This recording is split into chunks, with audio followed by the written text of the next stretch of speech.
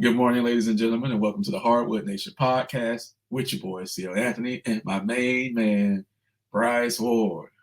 Bryce, What's up? the Dallas Mavericks stormed back in game four and avoided the sweep with a 38-point lead over the Boston Celtics. hmm No team in the history of the NBA has come back from a 3-0 deficit to win a series. Do you think there's a little glimmer of hope for the Dallas Mavericks to make history? Jason Tatum and Jaylen Brown are gentlemen. They decide to take the night off and let Luka and Kyrie keep some of their dignity and let them win a game at home. That's what happened. That's what So, happened. so you're calling the gentleman's sweep, so it's going to be a wrap tonight. That's what you're saying. Okay, well, I game, think, I think so. game five is in Boston. I will say this. No matter what happens tonight, my original prediction is wrong. It has to be Dallas in 7 at this point. hmm It has to be history making. But let's not forget what happened last year in the Eastern Conference Finals when the Miami Heat went up 3-0 on the Boston Celtics. And the Celtics actually won 3 straight games to force a game 7. So the Celtics has been in this situation before on the reverse end. I will say this. I'm not going to say tonight is a must win for Boston, but I will say if Dallas goes into Boston tonight and win that game, then you have game 6 in Dallas. I think Boston might get a little tight. Now, hmm I'm not saying Dallas is going to win the series, but I'm just saying I think Boston may get a little tight if Dallas can go in there and steal one tonight. So we didn't really we did talk about it the other day offline where after game 3 Luka was absolutely brutalized all over the news media, and he did respond in game 4. I want to ask you this: were you shocked at how much Luka was brutalized? Because he's taken criticism before in the past, but not at that level. Were you shocked by all of that? No, because the high level of praise he's been getting these playoffs. Um, Everybody knows Luka's good. Great, actually, one of the best in the league. Um, but the playoff run they've been having, he's been getting more and more hype, and deservedly so. And I mean, he's been playing great all playoffs long. So, but the more praise you get leads to more criticism, Mm-hmm. and so for as high praise as he was getting leading into the finals, um, when you go down to 3, you get the brunt of the criticism as well. So it just comes along with the territory. It's not like Kyrie's been amazing either in the finals, but Luke is the leader, and like I said, for all the praise he was getting, it had to come down if he didn't deliver. So the finals is the ultimate test. It's fine that you were great in every other round of the playoffs, but if you can't get wins in the finals, and up until the last game they weren't, then yeah, I'm not surprised of the criticism he's getting because of how much hype they were giving him. So like kind of what goes up must come down to a point. Got it. And most of that criticism was directed at him fouling out of that game 3 and picking up like 4 fouls in a very short span, time span. So that was the brunt of the criticism. Was some people went as He was far as to getting say, frustrated. Guys are just blowing by him. well, yeah, 67% of the guys are blowing by him offensively. It's pretty tough, but we know he's never been known for his for his defense. Every playoff series this year has gotten worse. So it's like 63, 65, and now 67. So, Boston's really taking advantage of that and attacking him. So kudos to Boston, for doing that. So I know you have the prediction as far as the gentleman sweep tonight. I actually think this thing goes back to Dallas, and then whatever happens from that standpoint on happens. Because I do want to see Boston be tested. And they, outside of this last loss, they haven't been tested yet in this playoff run, this entire playoff run. So I definitely want to see how they respond to that. Taking nothing from Boston, if they win a championship, they are the champions. But I do want to see them get tested just a little bit. And we know in the NBA Finals, particularly, they prefer longer series versus shorter series. So we'll see what happens tonight. But I think this thing goes to Game 6 in Dallas, and I think some ass cheeks might get tight. I hope the next, no matter what happens, I hope that we at least get some close games, because most of the games have seemed like they're not even like, nope. Whoever's winning, the other team is getting either blown out or, I mean, like, it's a 10-point difference kind of thing. It's like, where's the 2-point game, the 1-point game? That's what I want to see. Right. Absolutely. So, Game 5 tonight, 8:30 Eastern time. We're going to see what happens. Either it's going to be a gentleman sweep, and we're going to have the Boston Celtics win their 18th NBA title, or, like I said, we're going to see Dallas survive another game and make it to, Game 6 in Dallas. I have a surprise topic for you. It's a little too early for this, but there are rumblings before we get to our final topic. What if I was to tell you that the Miami Heat and Russell Westbrook are flirting with each other? How would you feel about that? It's not the worst fit. You guys have been in search of a more, I guess, reliable younger point guard. I mean, it's not like Kyle Lowry wasn't reliable, but you guys have moved on from him for a while. But still, it's not like you have a real cornerstone at that position. It's not a bad fit. It's not. I can go with that. It's just there's enough personnel there to kind of keep Westbrook from going out of control or being on his own kind of thing. So yeah, it's I don't hate that move for either either the team or Westbrook. So I've kind of thought about that before, actually, because you've always been a Westbrook fanboy. So I figured eventually you would want to see him there in Miami, but it honestly it kind of makes sense to me. So yeah, he wouldn't come in as a starter. We still have Terry Rozier as a starter, but I think he could still lead the bench unit. And he's played well in the Los Angeles, the Clippers, for the past couple of seasons. So it's just a matter of, one, we can get him for cheap. Two, does he want to move from home? I mean, he grew up in the LA area, so does he want to move from home to come all the way across the United States to play in Miami? So, it just all depends. But there are some sweet nothings being whispered in each other's ear. I will say that. Like I said, it's a little too early to talk about it, but it is out there. So I just wanted to get your opinion on it. Of course, I'm all for it. Absolutely 1,000% all for it. Not going to say he's going to lead us to a championship. Not saying that. But as far as a fit, an attitude, a I don't give a fuck mentality, it would be perfect. It would be absolutely perfect. And there would be stretches of the game where defensively him and Jimmy can terrorize somebody, like in brief stretches. So I would love to see that. So yeah, I just wanted to throw that out there to you. And then yeah, y'all gotta do something.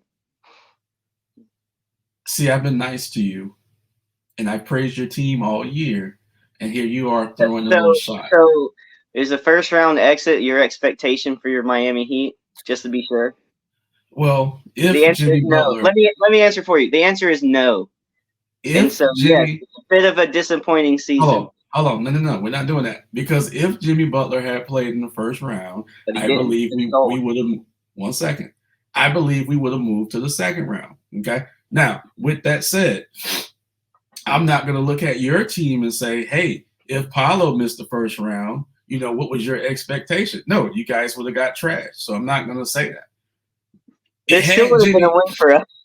Had Jimmy Butler been healthy, because remember, Jimmy missed all the playoffs, just the one round. Had Jimmy Butler been healthy and we lost, then yes, it would have been a disappointment. Sir, to answer your question. But Oh, since Jimmy wasn't there, sir, it doesn't matter. Okay, it doesn't matter. and we know Riley is sticking with Butler for now. So Oh, but Jimmy's not going anywhere. That was a story for like a week and a half. Jimmy's not going anywhere, so I'm not even worried about that.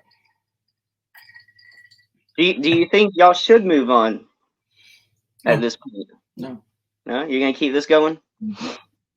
As far as Jimmy, everyone else, as far as Jimmy and Bam, yes, everyone else is expendable at this point, and it's been like that. We just haven't been able to pull the trigger. Blame Portland. They told us no. Um, but yeah, outside of Jimmy and Bam, everyone's expendable. So I do want to bring something up here. Last week we lost and celebrated NBA great Bill Walton. This week we lost the logo, Jerry West, NBA Hall of Famer, 14-time All-Star, one-time assist champion, NBA champion, was on the all-defensive team 5 times, which I didn't know because Jerry West is known for his offense, not necessarily his defense, but hell, he was on there for 5 times.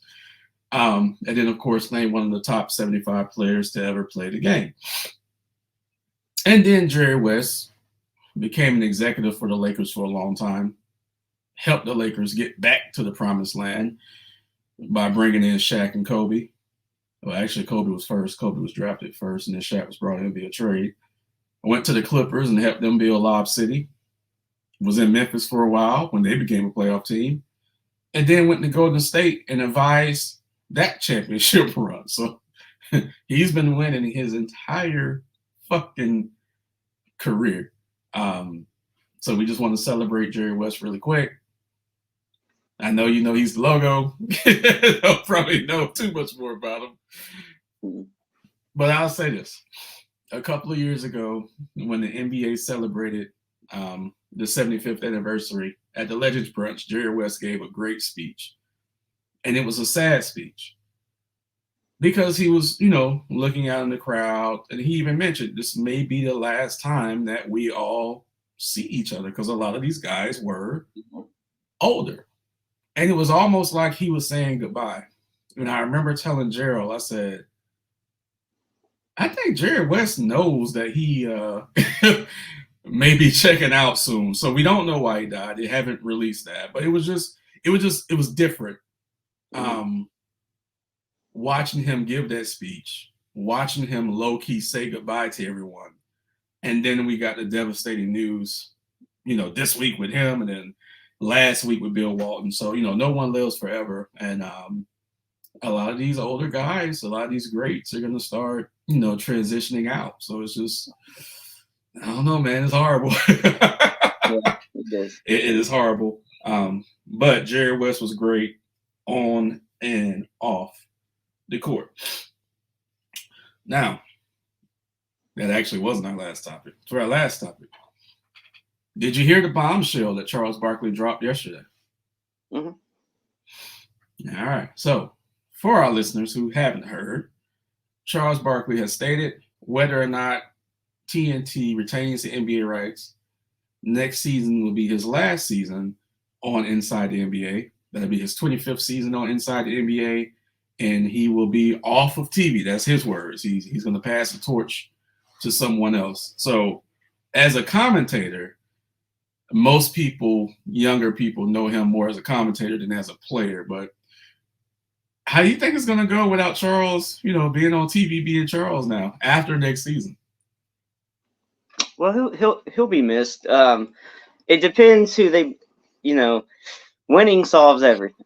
So if you make the right choice and they got good chemistry and the show is still pretty good, then it's a transition and change can be tough, but you can find the right person. Barkley's just a bit of a legend. He's been a legend since he came into the league, kind of. So, whoever they bring in might not have the same clout or same kind of aura and stories around him like Barkley does. I mean, few do. So it'll be different, but you can bring in a guy who can keep the chemistry up. It'll just be different. That's all. But no, everybody loves Barkley. He'll be missed. I mean, you know, like I grew up. You heard like he threw someone through a window or something one time, or Yes, in Orlando. he was dating Madonna. Yeah. He's a wild boy. So, Yeah.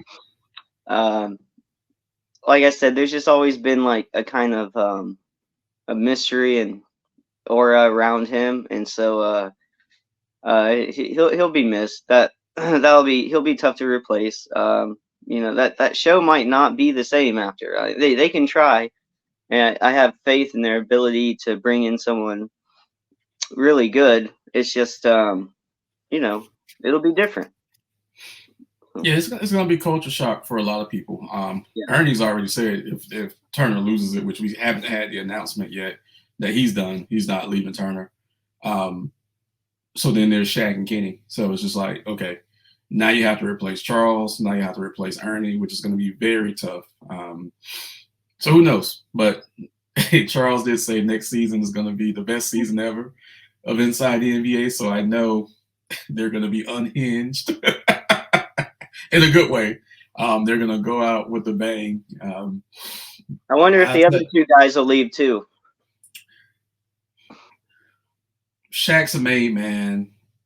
Kenny has a lot of off the court things that he's into. One time he was in a TV production and stuff like that. So they have lives outside of inside the NBA. Like none of those guys are dependent on that. Even Ernie, who's been at Turner forever, so I know he has a boatload of stocks and shit. It's probably why he's not leaving. So all those guys are set. So the NBA is probably waiting until after the finals are over with to make the announcement. Commissioner Silver did apologize to all the Turner employees who would be affected by this, which was kind of a low-key announcement, but no, they're probably going to wait until after the finals to do it. But yeah, next year they're going to go out with a bang, and some people are going to be. It's going to be weird. I will say that it's going to be weird. My favorite Charles Barkley story though isn't the plate glass window one. Even though that was the night I was in Orlando watching him for the first time, it was after that game. It was hilarious. My favorite Charles Barkley story was when he was suspended from inside the NBA for like a week or two because he got arrested for running a red light. Okay, not bad. But the reason why he got arrested for running a red light was because he admitted that he had saw a prostitute that he had used before, and he didn't want to miss her again, so he ran the red light. And he told the officers that he was like, she was so good, I had to get back to her again. They're like, that's a crime too, sir. Right. So that was my funniest Charles Barkley. He was just trying to get back to her, And then they suspended him for 2 weeks. It's like, get out of here, That was years ago, of course, when people were so uptight, of course. But yeah, that's my favorite Charles Barkley story. But even with the plate glass window, that night I saw him play in Orlando. He got ejected because he didn't feel like playing. So that was hilarious. So the next day, I got on the school bus, had my Barkley jersey on. The minute I stepped on the school bus to go down the aisle, the radio station was playing, "Hey, Charles Barkley was arrested last night for throwing a man through a window at the restaurant." I'm just like, "Are you kidding me?" And I had this big Houston Rocket jersey on. It was funny, but no, the prostitute story is the best one. So yeah, that's going to be it for this week's episode of the Hardwood Nation podcast. Please like, subscribe, and share our content. Drop comments below. We always respond. Everyone stay safe, and we are out.